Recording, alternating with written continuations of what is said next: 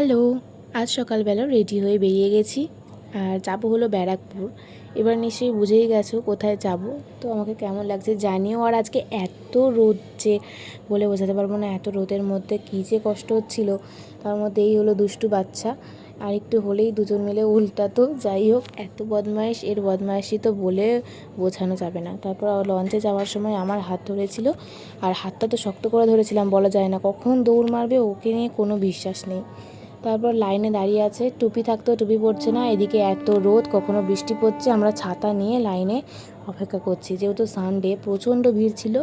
প্রায় আমরা বাইরে দাঁড়িয়েছিলাম 1 থেকে 1.5 ঘন্টা। আর এই হলো পুচকেটার দুষ্টুমি। পুচকেটার দুষ্টুমির জন্যই বলতে গেলে আমাদের টাইমটা পাস হয়েছে। যাই হোক, ওখানে 1.5 ঘন্টা দাঁড়ানোর পর যাও বা ভেতরে গেলাম। তো গ্রাউন্ড ফ্লোর তো ফুল ভর্তি ছিল, বাট গ্রাউন্ড ফ্লোরটাতে বসে আমার ইচ্ছাও করে না। ফার্স্ট ফ্লোরের ডেকোরেশন ভীষণ ভালো লাগে, তো তাই জন্য গ্রাউন্ড ফ্লোর থেকে গিয়ে আবার আমরা সিঁড়িতে প্রায় আধ ঘন্টা ওয়েট করে তারপর আসতে পেরেছি। আর আসার পরে গরম গরম মাটন বিরিয়ানি দিয়ে গেছে। আর এই যা গরমে আবার বিরিয়ানিটাও এত গরম যে হাত দিতেই পারছি না।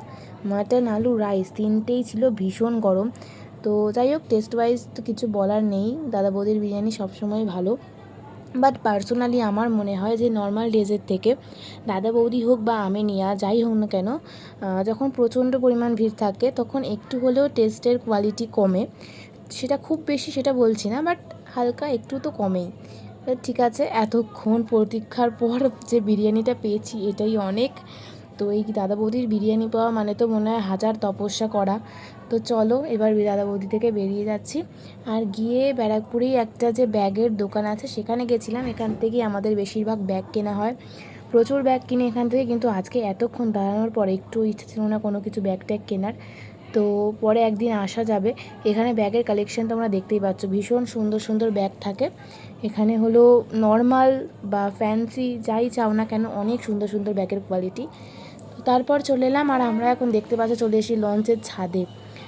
আসলে আন্টির একজন চেনা ছিলেন, তাই জন্যই আসলে যেতে দিয়েছিল, নাহলে যেতে দিত না। তো লঞ্চের ওপর থেকে বাইরেটা এত সুন্দর লাগছিল আর এত সুন্দর হাওয়া দিচ্ছিল, এখানে এসে যা একটু শান্তি লাগছিল, বিশ্বাস করো।